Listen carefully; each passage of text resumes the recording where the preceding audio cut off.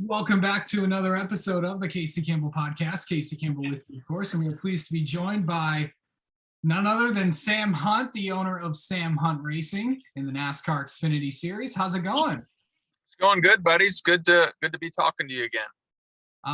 It has been quite the year for you, as of course you've been up to a lot of things, signing a lot of drivers coming into the team.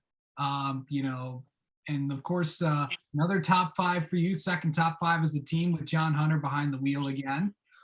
It's got to feel good coming off a weekend like that. Yeah, it's awesome. It's really all we can ask for. I think a run like that for us, there's just so many positives that come out of it outside of just the finish or the points that come with it. The environment at the shop and just kind of the positive vibe it pumps to the crew and everybody at the shop, just kind of showing that everything we're doing is going to plan and we're making improvements and making strides, and that things are going the right way. So runs like that just kind of catapult you into a good week, and now go to Atlanta with a ton of unknowns with the racetrack and what's going to happen. So it was good. It was good for Stillhouse, the sponsor, and just ready to get back to it. Of course, Jeffrey Earnhardt will be in the car this coming weekend at Atlanta. You brought in a lot of drivers, of course. Parker Chase, Derek Griffith will be in the car in the next several weeks. We saw Ryan Truex. We even saw two cars out of you again. Overall, what has it been like to this year? Because you're kind of turning it. It's kind of like you and Alpha Prime giving a lot of opportunity, a lot of drivers, a lot of opportunities. Yeah, I think in reality, right now it's a great stepping stone for a lot of drivers. The RCRs and Gibbs and colleagues of the world. It takes a lot of talent and a lot of sponsorship too to even have an opportunity in a lot of these cars. Not that what we're doing is by any means cheap. It's just I think it's a good in between for drivers needing more races or more laps or guys that are trying to break into the Xfinity Series. We found a little niche here where guys can do that on a part-time basis and get those first couple starts or build their notebook as a driver. For me it's awesome because I get to give a lot of guys opportunity. Derek's a great example of a guy who really didn't think he'd ever have this opportunity, and now he does, and he's so excited and grateful for it, that it makes it joyful and fun for me, which at the end of the day is what it's all about. I was just about to ask you about Derek. Of course, obviously you I don't think many drivers from New Hampshire don't get a lot of opportunities, and you don't see a lot of them from the Northeast. So what was it like meeting Derek for the first time? I think it was very easy with Derek. I think once we met and started talking, I think there's a ton of symmetry between us, our lives and how we kind of go about, our racing careers. Derek's a hardworking kid. He's got his own small business up in New Hampshire. He works really hard every day, whether it be his, super late model program or his actual, full-time business he's got. So, he's just a racer. And I think that he's a guy that everybody can relate to, whether you're in the sport or not. He was immediately, a good friend, and him and his girlfriend and, me and my wife, Noelle, were able to connect with them super easily, in a similar stage of life. So it's just been an absolute joy. And, like I've said a couple times, I think Derek's one of those people you want to root for and you want to see succeed because, he's a rare soul in the sport. Yeah. So I know that everyone's talked about where, well, before we get into that, let's talk about somebody else that joined the team this year. Alan Hart, of course, the crew chief for the 2016, spent so many years being the engineer for Justin Allgaier at Junior Motorsports.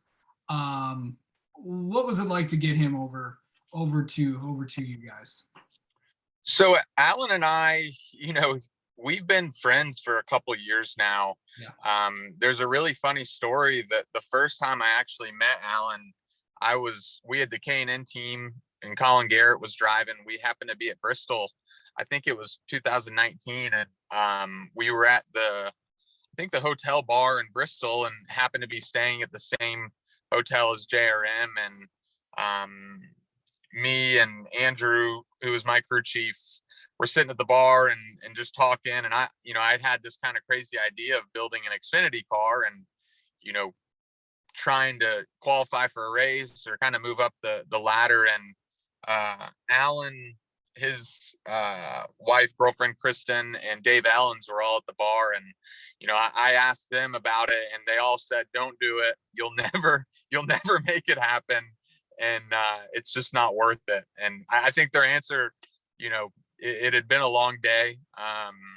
And then Alan, you kind of pulled me to the side, and we talked for a little bit. But it's really funny because the first interaction I had with Alan was, him telling me I'm crazy for, trying to push, my then ARCA team into Xfinity, and now he's working for me. So Alan's been a guy I've known, and he's always been willing to support me even before, he came over, and he's a great human being. And that's, kind of first and foremost on, my quality checklist when I hire somebody. So for him, it's been really fun and interesting because he's coming from the bigger team world, and now he's got a ton on his plate. So it's just been a lot of fun, and now he's got the confidence he needs, right out of the gate. And I think it's just it was a good move for all of us. Andrew, who crew chiefed us last year, did a phenomenal job and is still, a part of our organization, and just have a really good group of people we're building this thing with. Yeah. So I know that you guys are always filled with surprises. What are we going to expect the rest of the season? Are we going to see some new faces? Yeah, I think that's kind of our MO. I think, we're all about giving, the guys that are trying to break in opportunities. So, I think still there's some surprises along the way in store for you guys. Details that are still being worked out, but I think it's going to be a really fun year with new faces and some old faces, and we're just excited to keep going. Yeah, always filled with surprises. So that's what you guys are known for. So that's good. It's always good to be. It's like whoa. Yeah. But of course, this weekend you guys are also debuting Parker Chase next week at COTA. That's his home race. So what was it like to get him in there? Of course, that's his home track. That's the track he knows the most. Of course, he comes from an IMSA background, but he's also doing some ARCA stuff with Venturini as he transitions to the stock cars. Yeah, no, we're excited. Billy Venturini, he was kind of the first one I had a conversation with regarding Parker, and Parker kind of being in the Toyota pipeline. It was an easy and natural fit. Knowing it's Parker's home track, is going to make it a little bit easier for him. I think, it's still going to be a very, very challenging weekend that I know he's prepared for. But we're excited to, help him make his first start to get his feet wet, in the Xfinity series. I think if we go and we learn and he figures out the car, there's no reason we can't have a solid showing for him and his hometown crowd. So again, like I said before, it's so exciting to be a part of so many of these guys' debuts or as they cut into the Xfinity series. I think Parker's up for the challenge. He's been a joy to get to know, and I think it's someone you'll see in the sport for the next couple of years. For sure. Are we going to see any? Are we going to see two cars at any point this season? We're not writing it off. I think right now we've got a really good group for the 26. I go down the line of the road crew and the shop crew for that car. And it's some of the best people I know in the sport, and people that are really capable and willing to elevate it to where we want to go. So, we're never writing off expansion or doing that more. I think it's just going to have to be the right situation with the right amount of lead time. And we're not going to just do it to do it. If we do it, we're going to want to make it just as, high caliber of an effort as the 26. So it's possible. All right. Well, and then going into Atlanta this weekend, I've been talking to a lot of people about this. No one knows what to expect this weekend. No, it's, going back to Alan, it's funny, like, go to the crew chief office and talk to him. And, it's like you hope that there's more confidence coming out of your guys, but it's not just us. It's everybody is full of so many uncertainties and which way, you guess that the setup needs to be for the car.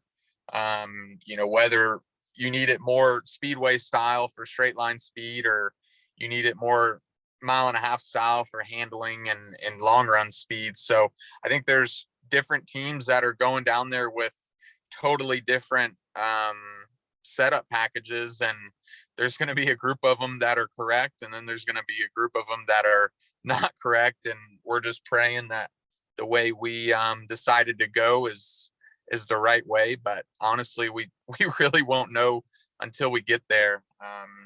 It's exciting having so many unknowns, but at the same time, as a team trying to prepare, it's really, really stressful because there's no right answer, and there's no previous history to go off of. So I think it'll be super interesting, and for the fans and everybody watching, it'll be interesting for us too, but it's going to be extremely stressful. Just have to go down there and see how it all pans out. All right. Well, Sam Hung, thank you so much for coming on and talking with us, and good luck this weekend at Atlanta. Yeah, absolutely. I appreciate it, Casey. Hopefully it'll be a good weekend for the Forever Lawn 26 and Jeffrey, and we'll regroup with you after. All right.